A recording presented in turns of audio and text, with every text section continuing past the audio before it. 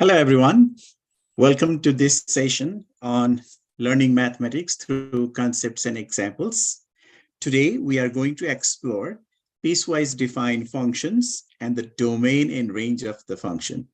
So first of all, what we are going to do is we are going to look at some of the fundamental concept on these two things, piecewise defined function and domain and range. So let's look at the big objective for today.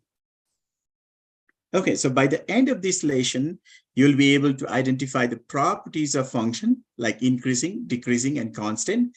That is, you'll know where the function is increasing or when it is increasing, when it is decreasing, and when the function remains constant.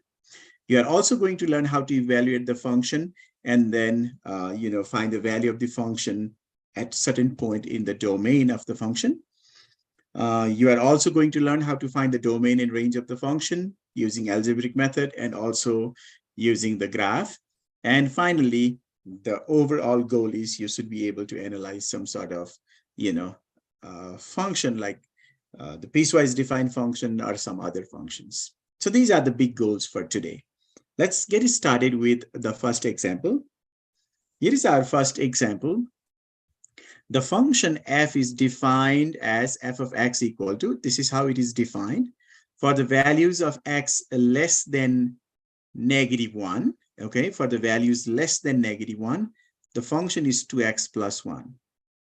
And then for the values from -1 up to 3, where the endpoints are also included, it is 0. And then when x is greater than 3, for the values of x more than 3, the function is -2x plus 1.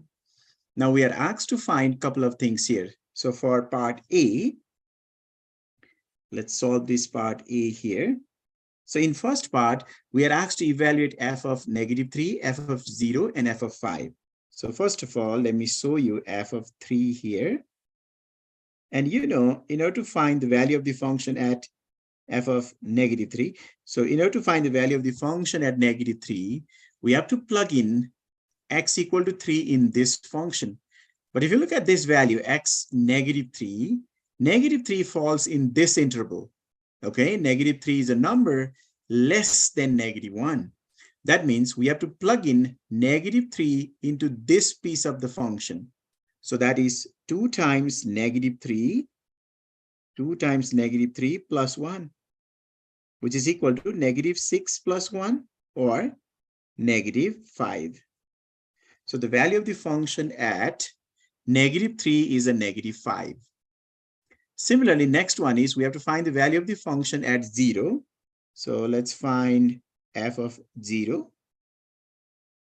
If we want to plug in 0, you can see that this 0, the value of x is 0, is in this interval. 0 lies between -1 and 3. So that means whatever the value of x may be in between this, okay, maybe -1, 0, 1, 2, or 3, whatever the value of x may be in this interval, the function is always 0. It's a constant there. So it is going to be 0. And then the third one is we are asked to find f of 5. We need to plug in 5, and you can see x equal to 5 is a value which is greater than 3. So that means we are plugging in x equal to 5 into this piece, which is -2x plus 1.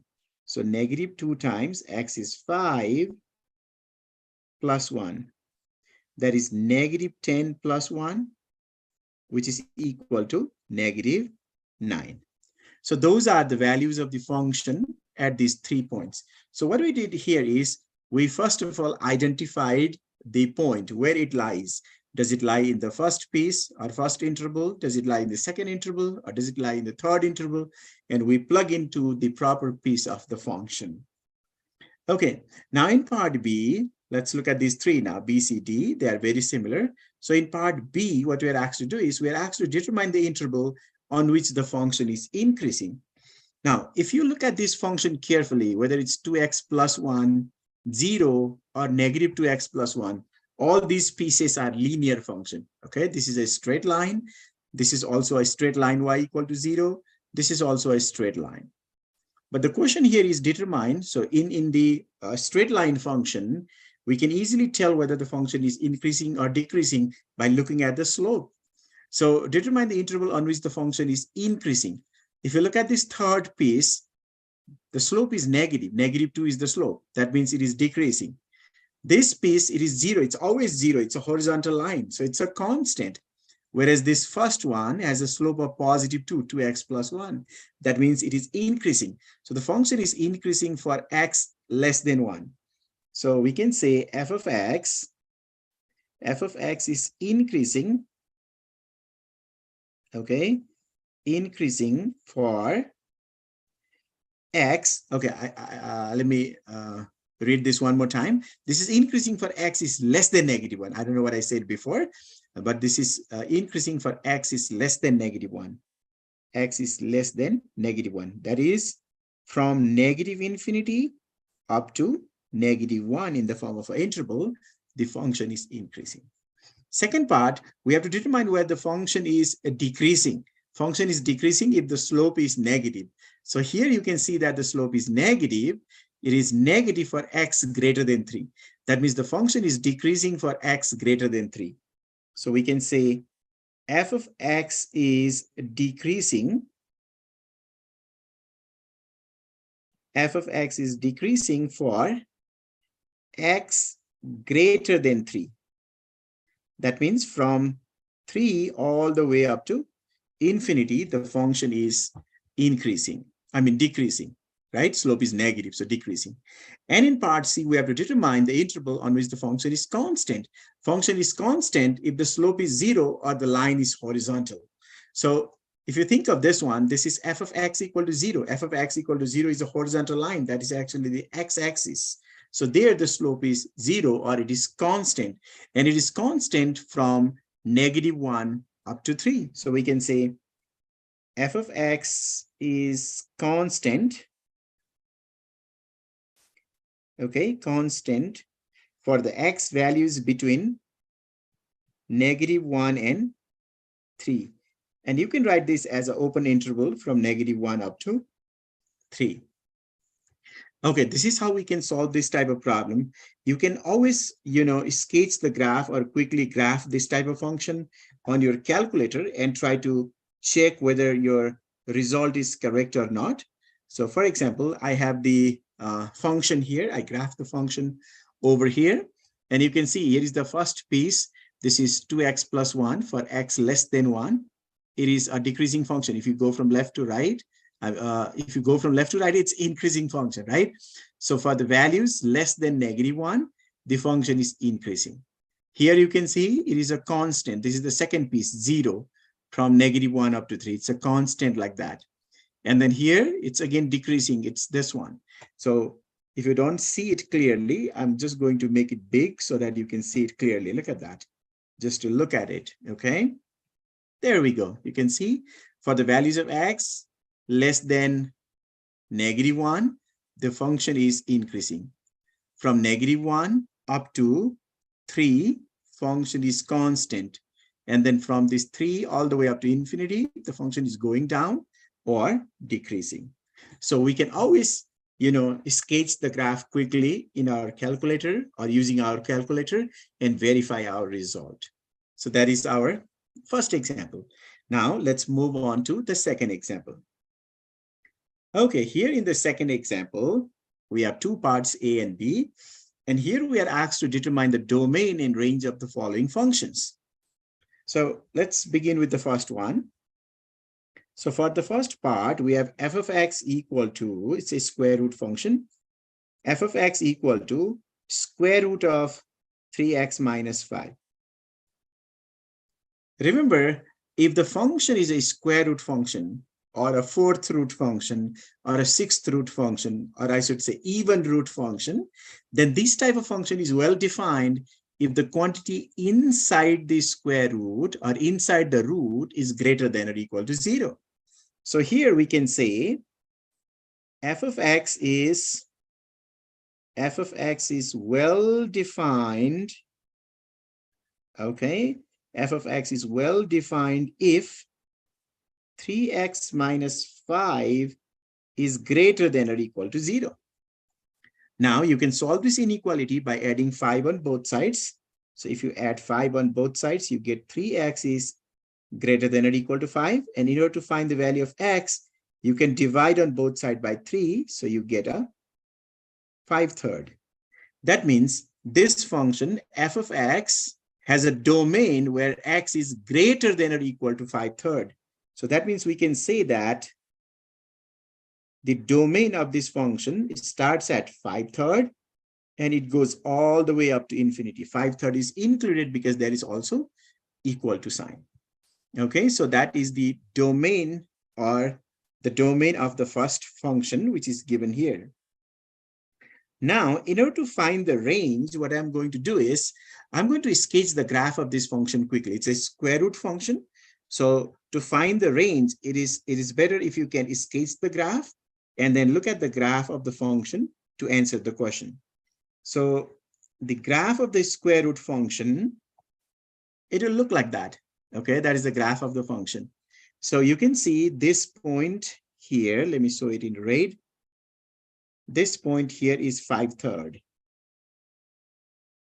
And then the function will go forever. It's increasing. So I can also put an arrow at the end like that. So the domain is from 5/3 all the way up to infinity. Okay, from 5/3 all the way up to positive infinity. That is the domain. Now, if you look at the range are the y values. So the minimum y value is down here. That's a 0. And then the function is increasing. Okay, it will continue to go like that. So the range will be from 0 all the way up to infinity because range is the y value. So we can say domain is 5/3 to infinity and range is from 0 up to infinity. 0 is also included, so a bracket there. And at infinity, we always have the parenthesis. So that is the answer to the first part. We got the domain and range of this function. Now, let's look at the second one here. Example B. Okay, now for part B, we have g of x is equal to x plus 1 over x minus 3. This is a rational function in the form of a fraction. And you know that the fraction is well defined if the denominator is not 0. Okay, if the denominator is not 0. So we are going to write the same thing over here. So g of x, okay, g of x is well defined if x is not equal to, or I can write, first of all, x minus 3 is not equal to 0. Denominator is not 0. Meaning of that is if I add 3 on both sides, x is not equal to 3. Because if x equal to 3, if you plug in 3, 3 minus 3 will be 0. So x cannot be 0. So the domain is everything from negative infinity to infinity, but we have to exclude that 3 in the middle. So I can write like this. Domain is from negative infinity up to 3. We cannot include that 3, so a parenthesis. And then we start from 3 and we go up to infinity. Those two intervals will give us the domain, but we have to write this together. Whenever we want to write two intervals together, we use union in the middle. Okay, so those two intervals are the domain. Now, in order to find the range, again, let's try to use the graph. So you can quickly sketch the graph using your graphing calculator or using any other online software you want. And the graph will look like this. This is the graph of that function. Okay, let me make it a little bit bigger. There we go. Okay, this is the graph of the function. Probably you have already noticed one thing here. That is because the function is not defined at 3. At x equal to 3, there is a vertical asymptote. Okay, at x equal to 3, there is a vertical asymptote. You can also show it like this using a dotted line like that. So at x equal to 3, the function is not defined. Also, if you observe this graph closely, you'll see that the function is also not, I should say not the other way around. The function does not have a y value of 1. Because if I try to draw a horizontal line at y equal to 1, look at that, right? That horizontal line is y equal to 1. This line is y equal to 1.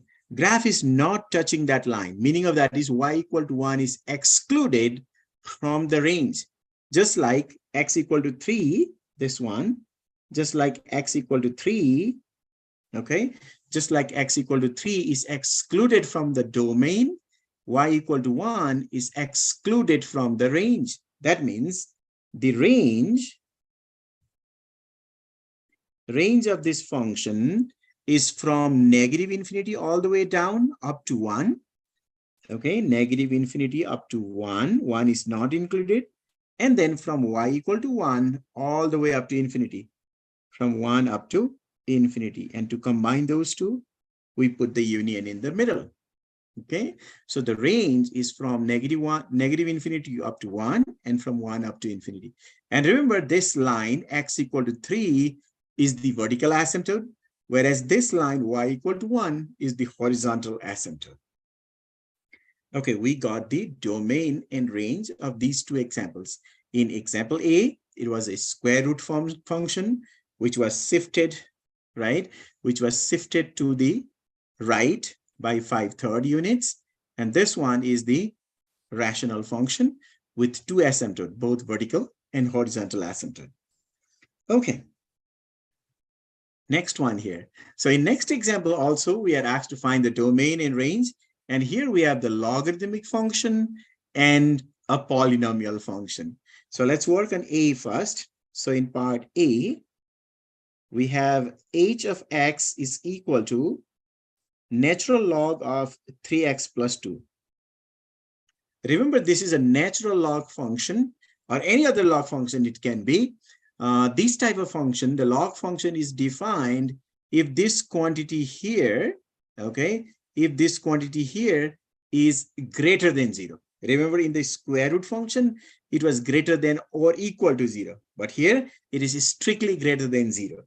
So we can write h of x is well defined if 3x plus 2 is greater than 0. Okay, it should be greater than 0. And if we try to solve this, we subtract 2 on both sides. So we get 3x is greater than negative 2. Divide on both sides by 3. So x is greater than negative 2/3. That means the domain is everything from, negative 2/3 up to positive infinity, greater than, right? So we can say this domain of that function is from negative 2/3. Negative 2/3 is not included. So a parenthesis all the way up to positive infinity. Okay, that is the domain. Now, in order to find the range, let's also sketch the graph of that function. So we can, again, sketch the graph using the graphing calculator or using any other software. Here is my graph using Desmos. So now you can see the graph, this graph is here, somewhere over here. So you can see it gets, let me try to make it a little bit bigger so that you can see it. So if you try to count, this is like a 1, but the graph is going down from here. That means it gets closer and closer to a value of negative 2/3. Okay, so at x equal to negative 2/3, there should be a vertical asymptote. So if we want to show the vertical asymptote, it is at x equal to negative 2/3. Okay, negative 2/3. Somewhere there is a vertical asymptote. I've shown here in green. So that line is x equal to negative 2/3. So the value of x is from negative 2/3. Negative 2/3 is not included all the way up to infinity. That is the domain. Whereas if you look at the graph, this graph goes all the way, this graph goes all the way up to infinity. It's increasing that side. And this side is decreasing and it's going all the way down to negative infinity. So we can say that the range is from negative infinity, or the y value is from negative infinity up to positive infinity. Okay, so I can write, and range is from negative infinity up to positive infinity. Domain are the x values, range are the y values. So that's how we can find the domain and range of logarithmic function. Remember the argument of the log, this quantity inside the parenthesis, 3x plus 2, that's called the argument. Argument of the log should be strictly positive, meaning it should be greater than 0. You cannot have equal to there. It should be greater than 0.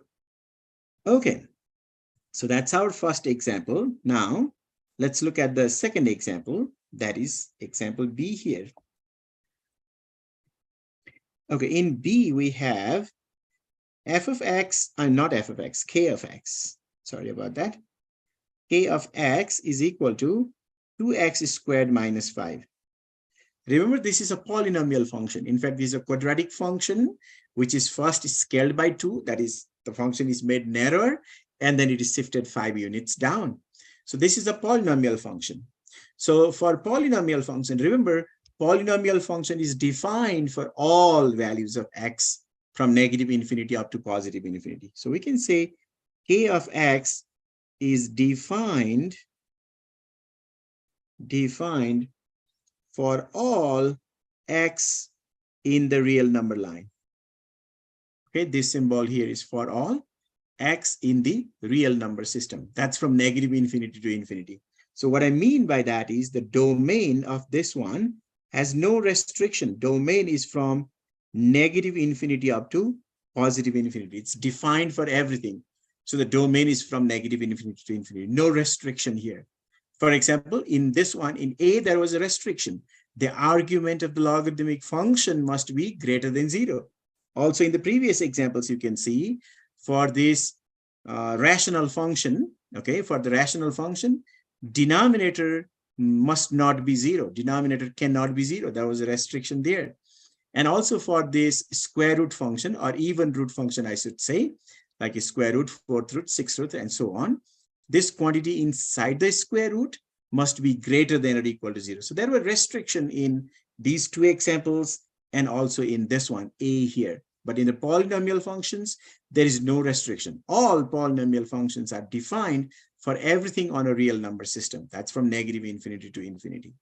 So the domain is from negative infinity to infinity. So as I indicated before, if you look at this function carefully, this is a quadratic function multiplied by 2 or scaled by 2 so that the function becomes, you know, if it is x squared, it becomes narrower when you multiply by 2 and then it is shifted down. So if you try to sketch the graph of that function, you can use your calculator and try. Okay, so your graph should look something like that. It is shifted 5 units down. So over here, this point down here is negative 5, 0. The vertex is negative 5, 0. We already know the domain. It takes everything from negative infinity to infinity. Now, if you look at the range, the y values are actually from negative 5 all the way up to positive infinity. So we can say that the range of this function is from negative 5 is included, all the way up to infinity. And infinity, we always put the parenthesis. So that's how we can find the domain and range of the function. Okay, let's look at one more example before we end this lecture.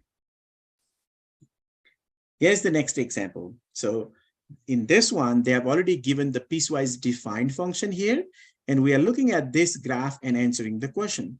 So use the graph to answer the following question. First question is, what is the domain? You can see that the function is defined from negative 3, and it goes all the way on this side, and at the end of the graph, there is an arrow. That means this function goes forever on this side. So the domain is from negative 3 all the way up to infinity. At negative 3, there is a dot, meaning of that is negative 3 is also included. So the domain of this function is from negative 3 up to infinity. Now, the second one is, what is the range of this function? Range are the y values. You can see that this function is always above the x-axis. X-axis is y equal to 0. So it is from y equal to 0. And you can see here y equal to 0, it is increasing and coming down, decreasing, and then it's increasing forever on this side. So that means y values goes all the way up to infinity, starting down here at 0. That means the range is from 0, 0 is also included, 0 all the way up to infinity. Okay. Great. Now for part C, where is the function increasing? Increasing means when you go from left to right, the function should go up. So for example, from -3, when you look at this function, when you go from left to right, you can see that the function is going up all the way up to here. That is from -3 up to 0. That means the function is increasing from -3 up to 0. Whenever you are mentioning the interval for increasing or decreasing, you can always use open interval, meaning you can use parenthesis. It is okay to use parenthesis. So from -3 up to 0, it is increasing. And then you can see it is decreasing after that. It's coming down, right? This is x equal to 0. Okay, and then it is decreasing. Here is 1, here is 2, up to x equal to 2, it is decreasing. From 0 through 2, the function is decreasing. And then from here, from 2 all the way up to infinity, this side there is an arrow, the function is increasing. So function is again increasing from 2 up to infinity. From 2 up to infinity. And when we want to write those two intervals together, we put the union sign. So what we see is function is increasing here, where I'm showing with the red, and also it is increasing there. So function is increasing over those two. It is increasing here, it's increasing there. That means it is increasing for the two intervals. One interval is this one, it is increasing there, and the other one is this interval. So over those two intervals, the function is increasing. Next one is, where is the function decreasing? We have already seen here the function is going down. That is from 0 up to 2. So the function is decreasing over the interval from 0 up to 2. Okay, next one, part E, we have to find the value of the function at 0. 0 is here. When x equal to 0, what is the value of the function? You can count. It's 1, this is 2, and there is a 3. That means this point here is a 2. Okay, this point here is a 2. That is a 0, 2. That means when x equal to 0, the value of the function is 2. So f of 0 is equal to 2. F of 0 is equal to 2. And then the next one is, what is the value of the function at 2? Here is 2. At this point, if you look at the value, if you look at this point there, that is 2, 0. That means when you plug in 2 to the function, the output is 0, or the value of the function at 2 is a 0. That means we can say f of 2 is equal to 0. So this is how we can analyze the piecewise defined function. And also we can find the domain and range of the function. You have seen that in order to find the domain of the function, we look at the restriction if possible. And to find the range of the function, what I did is I showed you how we can quickly use the graph of the function to find the range of the function. Okay, so that's all for today. I hope you enjoyed the video. Thank you so much for watching, and I'll see you next time.